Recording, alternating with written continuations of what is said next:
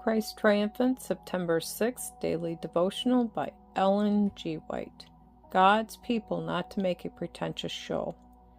And when he saw a fig tree in the way, he came to it, and found nothing thereon, but leaves only, and said unto it, Let no fruit grow on thee henceforward forever. And presently the fig tree withered away. Matthew chapter 21, verse 19.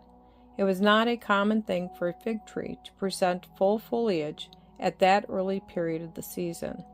The fruit of the fig tree makes its appearance before the leaves. Therefore a fig tree in full leaf might be expected to have fruit upon it. Christ approached the tree, expecting to find fruit there, but searching from the lowest bough to the topmost branch, he found nothing but leaves, and his curse fell upon it. This instant in the ministry of Christ is a singular one. It was unlike the ways and works of Christ. Wherever he went, he scattered mercy in words of counsel and deeds of goodness. He was the restorer, the healer. He came not to condemn the world, but that the world through him might be saved. The disciples could not understand the action of Christ in punishing a tree for its barrenness, and they said unto him, How soon is the fig tree withered away? Matthew chapter 21, verse 20. Just before this, Christ had made his triumphal entry into Jerusalem. For the second time he had cleansed the temple and had driven out from its courts the traffickers. Dishonest dealing was practiced by the people who brought cattle to sell in the temple courts. But the word of command was given.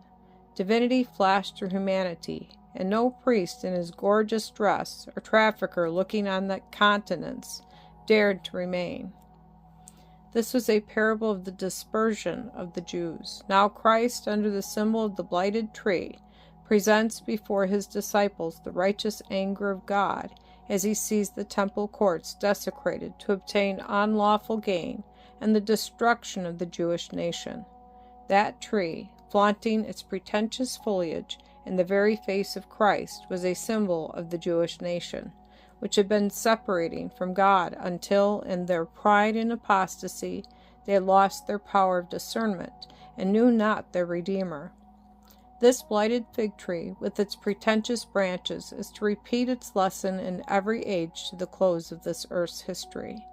If the spirit of Satan entered unto unsanctified hearts in the days of Christ, to counterwork the requirements of God in that generation, it will surely enter into the professed Christian churches in our day.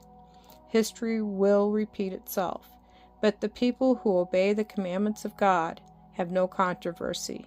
They take the word of God for their guide.